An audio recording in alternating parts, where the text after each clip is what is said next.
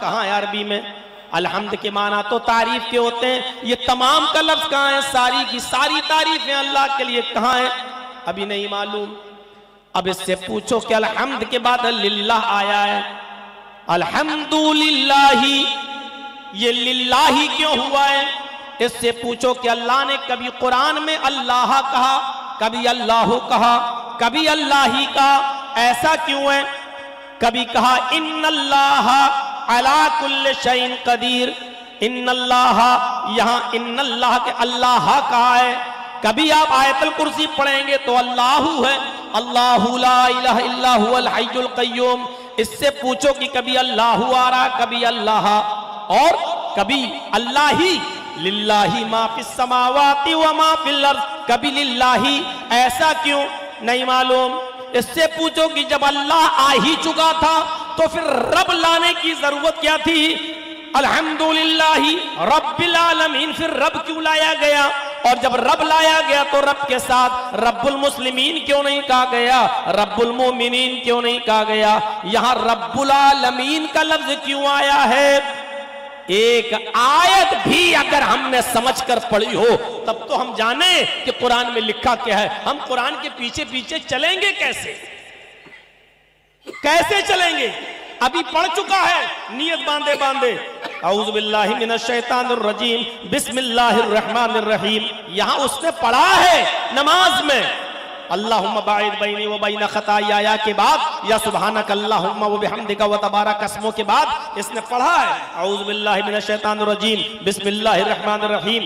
دیکھیے یہاں الرحمن الرحیم پڑھ چکا ہے۔ اب اس سے پوچھو کہ جب تو پڑھ چکا تھا بسم اللہ الرحمن الرحیم پڑھ چکا ہے تو الحمدللہ رب العالمین کے بعد پھر الرحمن الرحیم کیوں پڑھ رہا ہے؟ یا الرحمن الرحیم کیوں آ رہا؟ کیا سمجھا؟ کیسے قرآن کے پیچھے پیچھے چلے گا آج کا انسان؟ میرے بھائیوں، جب اس کو ابھی ایک آیت کا بھی علم نہیں ہے، پوچھ لو رمضان سے، ہماری ماں بہنیں بیٹیاں بیٹھی ہوئی ہیں، پوچھو ان سے، 2 پڑھے ہم نے، اپنی سہیلیوں کو فون کر کے کہتی ہیں تو نے کتنے قرآن پڑھ لیے؟ ہم نے 2 پڑھ لیے، دوسری کہتی ہے ہم نے 3 پڑھ لیے، چوتھی کہتی بہت کام لگا تھا اس لیے ہم ایک ہی پڑھ پائے۔ ایسے پڑھنے سے کوئی فائدہ نہیں ہے۔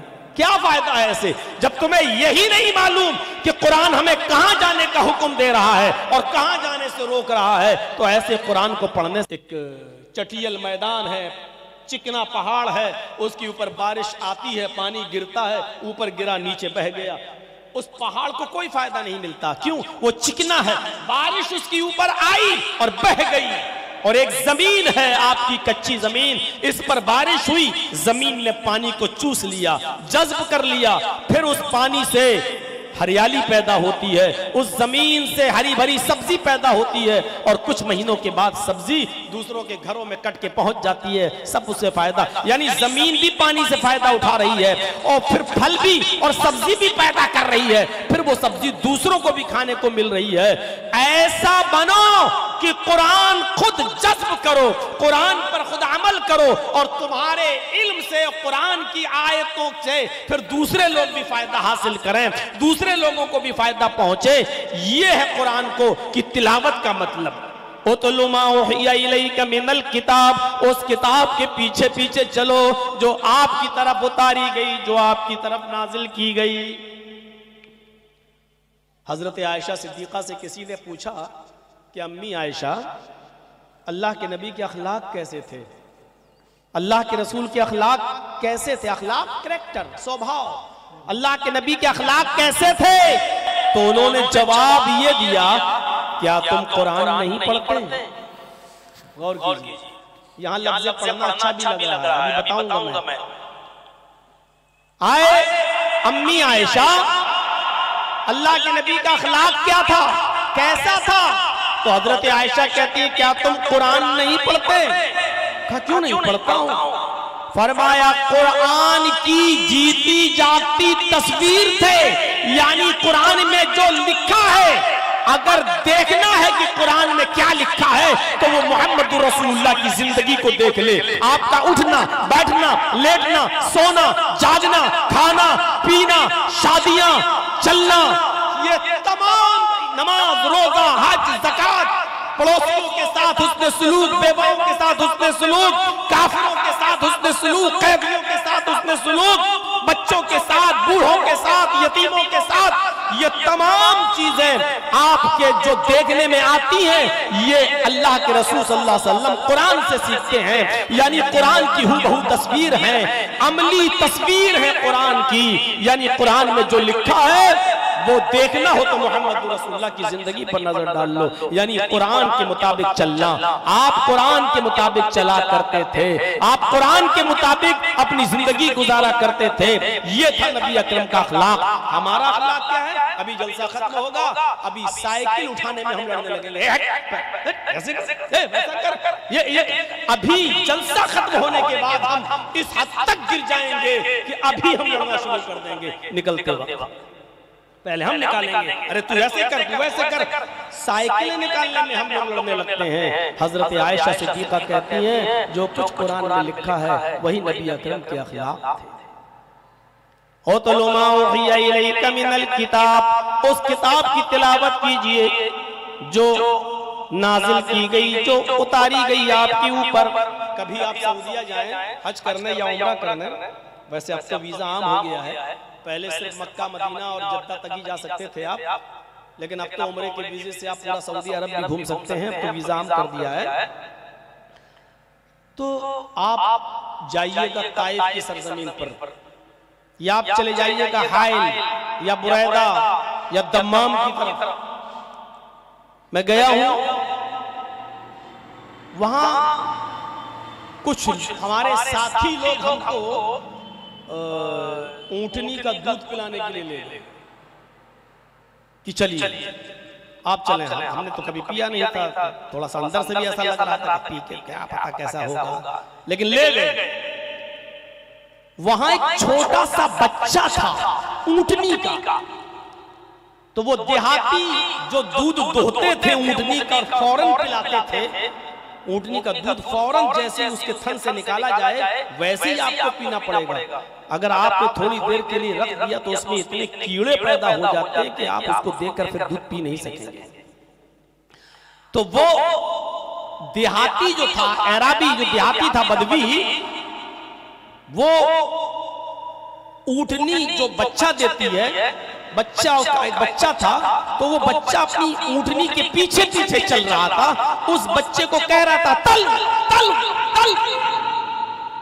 تو میں نے وہاں کے لوگوں سے پوچھا جو ہم کو دودھ پلانے کے لیے لے کے گئے، یہ تلب تلب کیا چلا رہا ہے؟ تو وہ لوگ کہتے ہیں ہاں کچھ جگہ تلب بولتے ہیں، کچھ جگہ تلب بولتے ہیں، یہ تلب ہے تلب ایک ہی چیز ہے۔ تو ہم نے کہا اس کا کیا مطلب ہے؟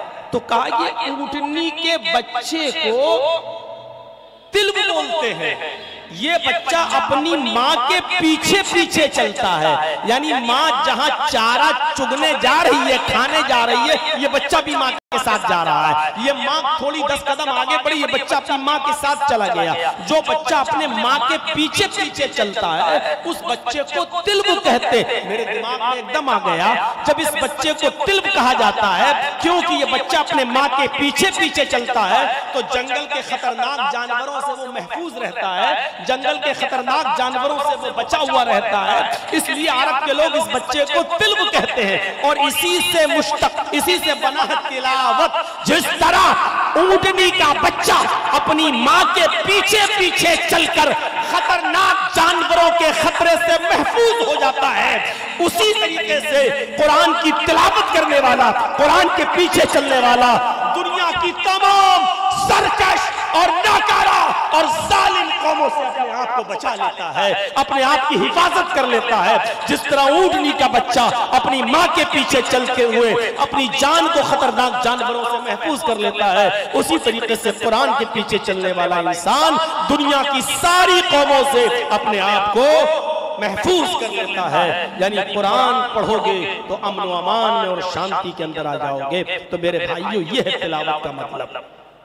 تلاوت کرو گے تو یہاں رمضان میں کھڑے ہو جاؤ عشاء کے بعد اور ایک ہی دن میں پورا قرآن ختم کرنا۔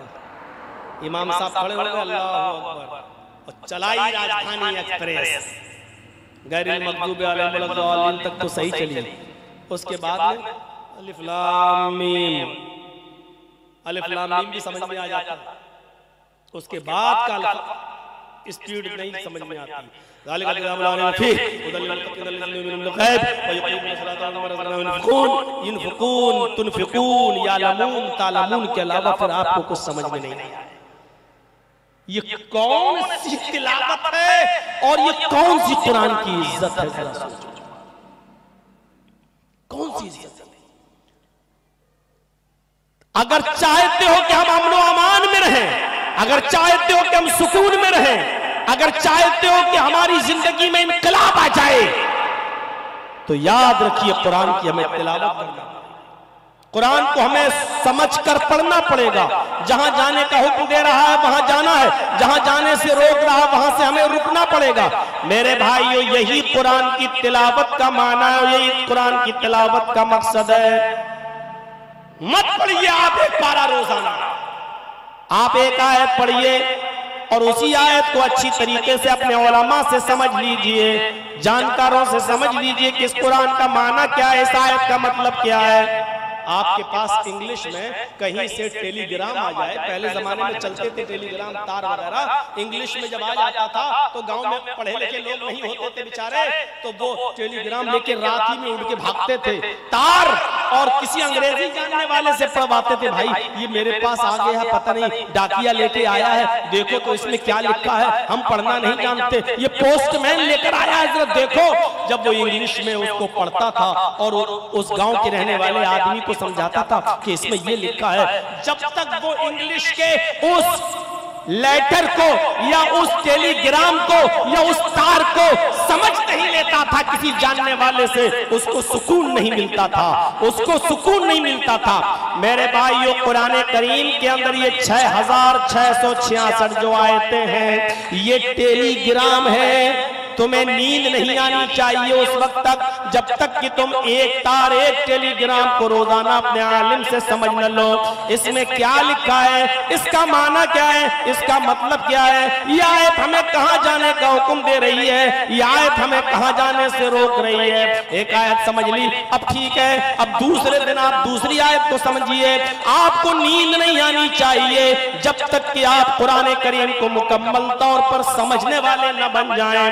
ایسے سمجھیں، اتنا سمجھدار بن جائیے کہ جب آپ کسی امام کے پیچھے نماز پڑھیں اور وہ نماز پڑھائے اور قرآن کی تلاوت کرے تو آپ سمجھ جائیں کہ یہ کیا پڑھ رہا ہے، یہ آیات جنت ہیں یا آیات جہنم، یہ ہمیں کیا بتلا رہی ہیں۔ جب ہم یہ سمجھنے لگیں گے تو ہماری نمازوں گی۔ سعودیہ میں دیکھ لو، امام حرم جب نماز پڑھاتے ہیں اور آیتیں پڑھتے پڑھتے کبھی رونے بھی لگتے ہیں، اس لیے کہ وہ جانتے ہیں کہ ان آیات کے اندر جہنم کے عذاب کا تذکرہ ہو رہا ہے۔ ان کی سسکیاں بن جاتی ہیں، آنکھوں سے آنسو بہنے لگتے ہیں اور وہ اپنے عمامے سے لٹکے ہوئے رومال سے اپنے آنسوؤں کو پوچھنے لگتے ہیں۔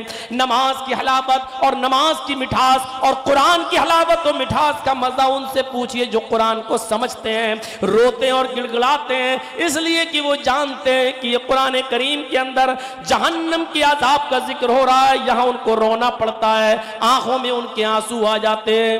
ہمارے پتہ ہی نہیں چلتا، جہنم کی آیات امام صاحب نے پڑھ دی، نہ امام رو رہا ہے نہ مقتدی رو رہے ہیں، اور ہم سمجھ رہے ہیں کہ ہم بہت بڑا تیر مار کے آ گئے ہیں، بہت بڑا کارنامہ انجام دے کر آ گئے ہیں۔ میرے بھائیوں، قرآن کو سمجھیے اور قرآن کو پڑھیے۔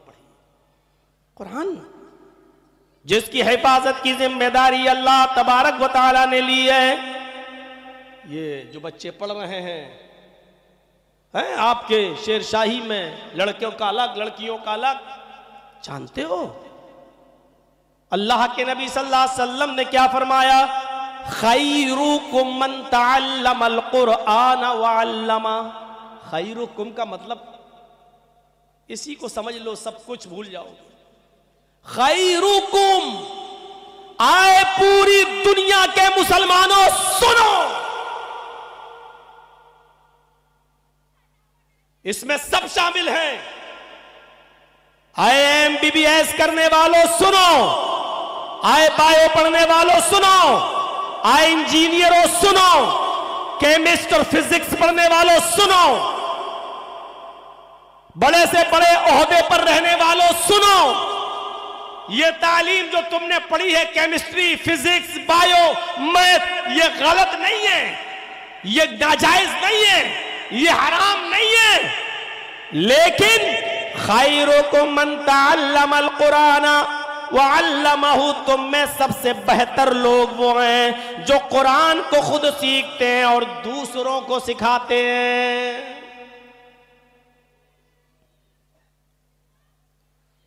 ایک عیسائی نے جو بہت بڑا سائنٹسٹ تھا، غور کیجئے، اس نے قرآن کو پڑھا، تو قرآن کو پڑھنے کے بعد اس نے ایک کتاب ہی لکھ ڈالی، اسلام، بائبل اور قرآن، اسلام سائنس، اسلام بائبل اور قرآن سائنس کی روشنی میں، سائنس کی روشنی میں اس نے ایک کتاب ہی لکھ ڈالی، اور اس نے قرآن کریم کو اپنے سائنٹیفک تجربے سے بیان کر کے یہ بتایا کہ قرآن کے اندر کیمسٹری بھی ہے، قرآن کے اندر بائیو بھی ہے، قرآن کے اندر فزکس بھی ہے، قرآن کے اندر میتھ بھی ہے، پڑھنے والا چاہیے۔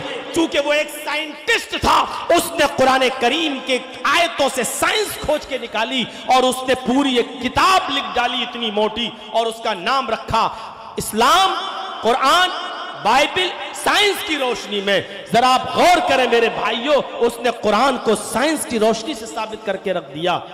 اندازہ لگا سکتے ہیں آپ، اذا زلزلت الارض زلزالہ، جب زمین کے اندر زلزلہ آئے گا، بھوکمپ آئے گا، کیسے آئے گا؟ اس نے قرآن سے ثابت کر دیا کہ ایک دن آئے گا، قرآن جھوٹا نہیں ہے۔ اس نے بتایا کہ زمین کے اندر ایک لاوا سلگ رہا ہے، اور زمین، سورج کی روشنی جتنی کم ہوتی جا رہی ہے، زمین اتنا اوپر کی طرف بڑھتی جا رہی ہے۔ اس نے کہا کہ ایک دن یہ سورج ہماری زمین سے 1 میل کے فاصلے پر ہوگا۔ کیسے ہوگا؟ اذا الشمس کورت، جب سورج کو لپیٹ دیا جائے گا۔ ارے سورج کو لپیٹنے کا مطلب کیا ہے؟ سورج لپیٹا جائے گا؟ نہیں، سورج کی روشنی ختم ہوتی چلی جائے گی۔ جیسے جیسے سورج کی روشنی کم ہوتی جائے گی، زمین اپنے پرانیوں کو، اپنی مخلوق کو زندہ رکھنے کے لیے جتنی سورج کی گرمی کی ضرورت پڑے گی اتنی اوپر اڑتی چلی جائے گی۔ سورج کی گرمی جیسے جیسے کم ہوتی جائے گی، زمین آٹومیٹک اوپر کی طرف اٹھتی چلی جائے گی، اور ایک دن آئے گا کہ زمین و سورج کے بیچ میں صرف 1 میل کا فاصلہ رہ جائے گا، 1.5 کلومیٹر کا فاصلہ رہ جائے گا۔ تکون الشمس یوم القیامت کمقدار میل۔ اس نے قرآن کی آیت سے ثابت کیا کہ ایک دن سورج کی روشنی ختم ہوگی اور زمین اور سورج کے درمیان 1 میل کا فاصلہ ہوگا۔ قرآن کے اندر سائنس ہے۔ زمین میں لاوا پھیل جائے گا، اور زمین کا وہ لاوا پھٹے گا جس سے زمین ڈگمڈول ہو جائے گی، زمین ہلے گی، اور جب زمین میں بھوکمپ آئے گا تو زمین اپنے خزانے کو نکال کر باہر پھینک دے گی۔ زمین میں جو کچھ بھی خزانہ ہے وہ باہر نکال دے گی، سونا، چاندی، ہیرے، جواہرات سب باہر پڑے ہوں گے۔ قرآن کہتا وَأَخْرَجَتِ الْأَرْضُ أَثْقَالَهَا، زمین اپنے اندر کے سامان کو، اپنے اندر کے ذخیرے کو باہر نکال دے گی۔ وَقَالَ الْإِنسَانُ مَا لَهَا، اس دن انسان کہے گا کہ زمین کو کیا ہو گیا ہے، انسان کہے گا کہ زمین کو کیا ہو گیا ہے۔ بِأَنَّ رَبَّكَ أَوْحَىٰ لَهَا، زمین کو کچھ نہیں ہوا، تیرے رب کا حکم ہے، وہ تو وہی کر رہی ہے جو اس کے رب کا حکم ہے۔ يَوْمَئِذٍ يَصْدُرُ النَّاسُ أَشْتَاتًا لِيُرَوْا أَعْمَالَهُمْ، انسانوں کے نام اعمال کھول دیے جائیں گے۔ اس دن وہ دیکھ لے گا کہ ہم نے ذرہ برابر نیکی کی ہوگی تو اس کو بھی، اور ذرہ برابر برائی کی ہوگی اس کو بھی۔ یومئذ یصدر الناس اشتاتا لیروا اعمالہم، وہ اپنے اعمال کو دیکھ لے گا۔ اس سے پہلے اللہ نے کہا یومئذ تحدث اخبارہا، زمین اپنے اندر بیتے ہوئے لوگوں کے حالات بیان کرے گی، گزرے ہوئے لوگوں کے حالات بیان کرے گی۔ زمین بولے گی اللہ मेरी छाती पर खड़े होकर इसने शराब का अड्डा खुलवाया था। अल्लाह मेरी छाती पे खड़े होकर इसने कैरम बोर्ड का अड्डा खुलवाया था। अल्लाह मेरी छाती पे खड़े होकर इसने फिल्म हॉल का अड्डा खुलवाया था। अल्लाह मेरी छाती पे खड़े होकर इसने मस्जिद बनाई थी। अल्लाह मेरे सीने पर बुलडोजर चलाकर और खोद खाद कर इसने मदरसे को तामीर किया था। वो इंसानों के अच्छे बुरे हालात बयान करेगी। पहले जमाने में समझा नहीं जाता था। वो साइंटिस्ट लिखता है अपनी किताब के अंदर, इस्लाम बाइबल और कुरान साइंस की रोशनी में, इस किताब के अंदर वो आदमी लिखता है कि जमीन का बोलना ये महाल लगता है, लेकिन जमीन बेजान है, वो कैसे बोलेगी। उसने कहा रेडियो बेजान है, कैसे बोलता है। टेलीविजन बेजान है, कैसे बोलता है। आपका आला कान में लगाया और सीने पे लगाया, दिल की धड़कन बोलती है और आप आले के जरिए सुनते हैं। ये आला बेजान चीज है, ये कैसे बोलता है। मोबाइल बेजान चीज है, देखिए उसमें से आवाज निकलती है और आप अपने कानों से सुनते हैं। उसने कहा जब ये सब चीजें बेजान है, ये बोलती हैं, अरे लोहा जमीनी से तो पैदा होता है, प्लास्टिक जमीनी से तो पैदा होती है, तांबा जमीनी से तो पैदा होता है।